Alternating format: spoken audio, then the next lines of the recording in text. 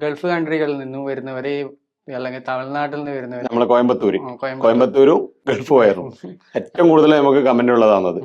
ശരിക്കും പറഞ്ഞാൽ പറ്റൂല. ഗൾഫ് കൺട്രിയിൽ ഉണ്ടാക്കുന്ന വയർ എന്ന് പറയുന്നത് എല്ലാവർക്കും അറിയുന്നതാണ്. അവിടെ ചൂട് കൂടുതലാണ്, ഹ്യൂമിഡിറ്റി നമ്മളെ നാട്ടിൽ കൂടുതലാണ്. അപ്പൊ അവിടത്തെ സാഹചര്യത്തിന് വേണ്ടിയിട്ട് ഡിസൈൻ ചെയ്ത വയർ നമ്മുടെ സാഹചര്യത്തിൽ പറ്റൂല. ഒന്നാമത്തെ കാര്യം ഇത്. രണ്ടാമത്തെ കാര്യം എന്ന് പറയുന്നത് നമുക്ക് IS സ്റ്റാൻഡേർഡ് പ്രകാരം 694, അതായത് 694 ആയിരിക്കണം വയറിന്റെ സ്റ്റാൻഡേർഡ് ക്വാളിറ്റി. അപ്പൊ അത് അവിടെ പ്രൊവൈഡ് ചെയ്യുന്നില്ല. അവരെ സംബന്ധിച്ചിടത്തോളം BS എന്ന് പറയുന്ന ഒരു സ്റ്റാൻഡേർഡ് ഫോളോ ചെയ്യുന്നു. ISI മുദ്ര ഇല്ല. ISI മുദ്ര നമ്മുടെ വയറിനെ സംബന്ധിച്ചിടത്തോളം ഏറ്റവും ഇമ്പോർട്ടന്റ് ഇന്ത്യൻ സ്റ്റാൻഡേർഡിൽ മാത്രം വരുന്നതാണ് ISI എന്ന് പറയുമ്പോൾ Indian standard, Indian standard institution, അതാണല്ലോ ISIന്റെ ഫുൾ ഫോം.